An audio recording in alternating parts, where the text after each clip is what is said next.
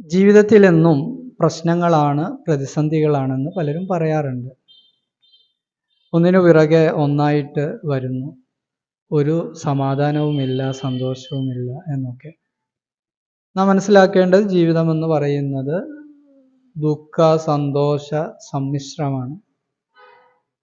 നമ്മൾ പലപ്പോഴും പലരെയും കാണുന്നു.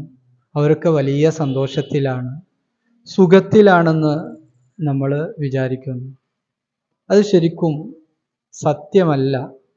ആർക്കും പരിപൂർണമായ സന്തോഷവും സുഖവും ഈ ലോകത്ത് ഉണ്ടാകുന്നില്ല. ഒരു സന്തോഷമുണ്ടാകുമ്പോൾ അതിൻ്റെ പിറകെ മറ്റൊരു ദുഃഖം നമ്മെ തേടിയെത്തുമെന്ന് നമ്മൾ മനസ്സിലാക്കുക.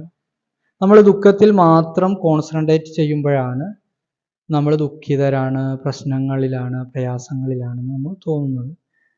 കൊച്ചു കൊച്ചു സന്തോഷങ്ങളും ദുഃഖങ്ങളും മാറി മാറി നമ്മിൽ വരുന്നുണ്ട്. പക്ഷെ നമ്മൾ ദുഃഖത്തെ മാത്രം കോൺസെൻട്രേറ്റ് ചെയ്യുന്നു. ദുഃഖങ്ങളെ നമ്മൾ വലിയ ഭാരമായി കാണുന്നു. നമുക്കൊരു ദുഃഖം വരുമ്പോൾ നമ്മൾ കരുതുക അടുത്തത് നമുക്കൊരു സന്തോഷം വരാനുണ്ട്. സന്തോഷങ്ങളെ കൂടുതൽ ആസ്വാദ്യകരമാക്കുക, അതിനെ ആനന്ദത്തോടെ സ്വീകരിക്കുക. അപ്പോൾ നമുക്ക് ചെറിയ ചെറിയ ദുഃഖങ്ങൾ അതൊരു നിസ്സാര പ്രശ്നമായിട്ട് മാറും. ദുഃഖങ്ങളെ മാത്രം കോൺസെൻട്രേറ്റ് ചെയ്യുന്നവർക്ക് എപ്പോഴും നിരാശയും സന്തോഷമില്ലായ്മയും വിഷമവും ദുഃഖവും ഒക്കെ ആയിരിക്കും. ഓരോ മനുഷ്യനും ദുഃഖവും സന്തോഷവും ഉണ്ടാവും. നമ്മളെപ്പോഴും സുഖമായി ജീവിക്കുന്നവരെ, ആഡംബരത്തോടെ ജീവിക്കുന്നവരെ മാത്രം നോക്കുന്നു. നമ്മുടെ താഴെ ഒരുപാട് ആളുകൾ, നമ്മളെക്കാൾ വിഷമമുള്ളവർ, പ്രയാസങ്ങളുള്ളവർ ഈ ലോകത്തുണ്ട്. അവരെയും നമ്മൾ നോക്കുക. അപ്പോൾ നമ്മൾ എത്രയോ ഉന്നതരാണ്, സന്തോഷവാന്മാരാണെന്ന് നമുക്ക് കൃത്യമായിട്ട് മനസ്സിലാവും.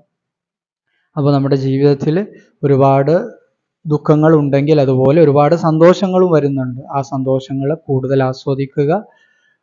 നമുക്ക് ദുഃഖങ്ങൾ വരുമെന്ന് നമ്മൾ മനസ്സിലാക്കുക. ഓരോ ദുഃഖങ്ങൾ വരുമ്പോഴും അതൊക്കെ കുറച്ച് കഴിഞ്ഞാൽ മാറും, വലിയ സന്തോഷങ്ങൾ വരാനിരിക്കുന്നുണ്ട് എന്ന ഒരു മാനസികാവസ്ഥയിലേക്ക് നമ്മൾ വളരുക. എന്നാൽ നമുക്ക് വളരെ സന്തോഷത്തോടെ ജീവിക്കാൻ കഴിയും. എല്ലാവർക്കും അങ്ങനെ കഴിയട്ടെ എന്ന് ആശംസിക്കുന്നു. ഓക്കെ.